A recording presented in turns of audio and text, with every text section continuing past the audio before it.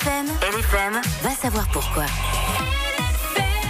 Et ce matin, Guillaume, tu poses cette question. D'où viennent nos préférences alimentaires ? On réagit toujours à un plat, que ce soit en ayant des frissons, un sentiment de réconfort, parfois des souvenirs et même aussi de la répulsion. On est nombreux et nombreuses à ressentir quelque chose avec la nourriture sans trop savoir pourquoi. Alors quand on parle nourriture et souvenirs, il y a une expression, vous savez, qui est entrée dans le langage commun. Elle mélange une pâtisserie et un auteur français connu, c'est la Madeleine de Proust. Exactement. Qu'est-ce que ça signifie une Madeleine de Proust ? C'est quand ça nous rappelle un bon souvenir. Ouais, c'est un élément qui déclenche la remontée d'un souvenir d'enfance heureux sans qu'on sache vraiment comment s'en rappeler et qui peut entraîner une certaine nostalgie de ces moments perdus. C'est en lien ou non, bien sûr, avec la nourriture parce qu'on utilise cette expression dans d'autres cas de figure aujourd'hui.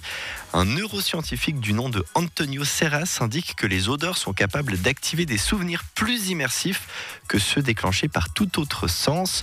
Pourquoi, selon vous, c'est en lien avec une zone de notre cerveau? L'amygdale. C'est la seule zone que je connais. Ouais, tout à fait.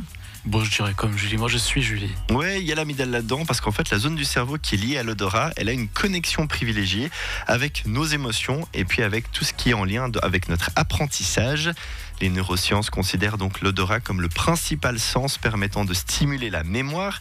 Des thérapies culinaires ont même permis de rappeler des souvenirs agréables qu'on croyait complètement perdus chez des personnes qui souffraient de démence. Un mot revient dans les études liées aux odeurs et notre cerveau, c'est la synesthésie. Est-ce que vous connaissez ? Est-ce que c'est l'étude des odeurs ? C'est le fait de reproduire des odeurs. C'est lorsqu'une odeur stimule une réaction dans un autre sens. Par exemple, certaines personnes peuvent voir une couleur en sentant quelque chose, tandis que d'autres vont éprouver une réaction liée au toucher et ainsi de suite. Mais ça marche aussi dans l'autre sens. Des études montrent que des personnes qui souffrent de stress post-traumatique peuvent revivre d'intenses émotions négatives au contact de certaines odeurs qui sont liées à un souvenir concerné.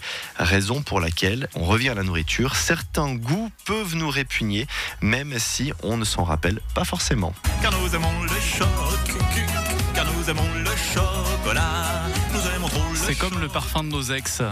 Ouais, c'est un peu ça, exactement. Ça fait remonter plein de choses quand on croise quelqu'un qui a son odeur. Exactement. Merci Guillaume. Encore une fois de plus, on a pu apprendre en s'amusant. Vivement lundi, et tu sais déjà de qui tu nous causes. Lundi, on parlera de Pascal Obispo parce qu'il y a des infos que vous ne connaissez pas sur ce chanteur. Et d'ailleurs, vous gagnerez vos invitations pour son prochain concert. LFM, bon réveil avec Evan, Guillaume et Julie. nothing much left to say.